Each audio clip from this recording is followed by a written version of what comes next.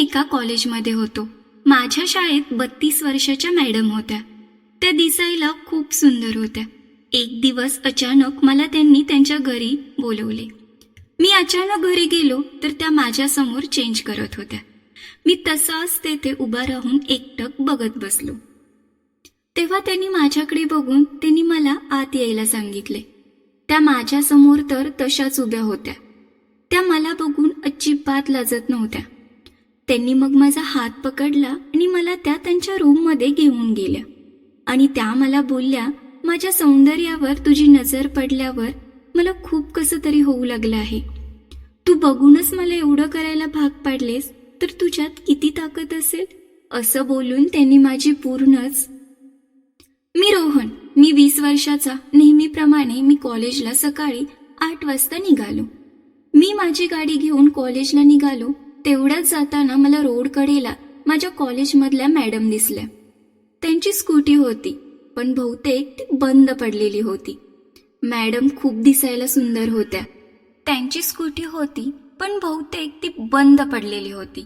Madam खूप दिसायला सुंदर होत्या. कॉलेजमध्ये सगळेच त्यांच्या मागे मागे लागले होते. काही शिक्षक पण त्यांच्याशी बोलण्यासाठी काहीही कारण घेऊन सतत बोलायचा व त्यांना त्यांच्या जाळ्यात उठण्यासाठी प्रयत्न करायचे.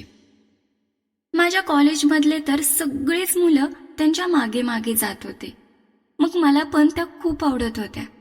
मग मी लगेच त्यांच्या जवळ गेलो आणि मी त्यांना विचारले, मॅडम काय झाले? तर मॅडम बोलल्या, त्यांची गाडी चालू होत नाही. मग मी लगेच बोललो, थांबा मी बघतो काय झालंय ते.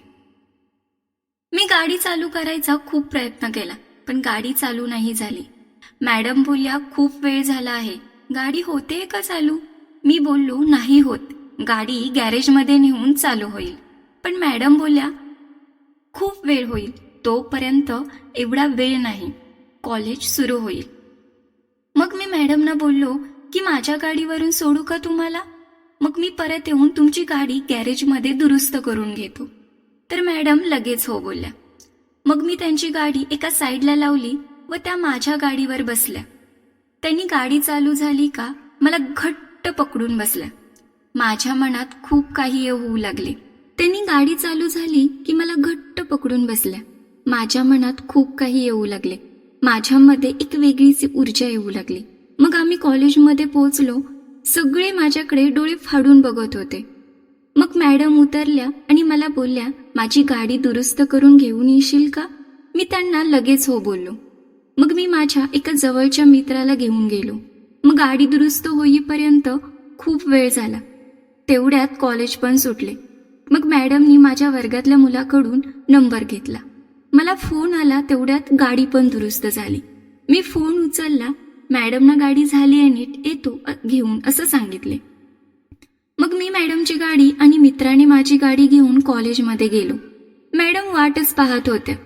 मग मॅडमना त्यांची गाडी देणार तेवढ्यात त्या मला बोलल्या, मला खूप कंटाळा आलाय, मला तू माझ्या गाडीवरून घरी सोडशील का?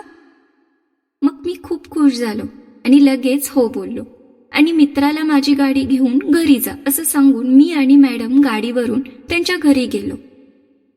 त्यांनी मला खूप घट्ट पकडले होते. मग त्यांच्या घरापर्यंत पोचलो. त्यांनी मला घरात चल असं बोलल्या.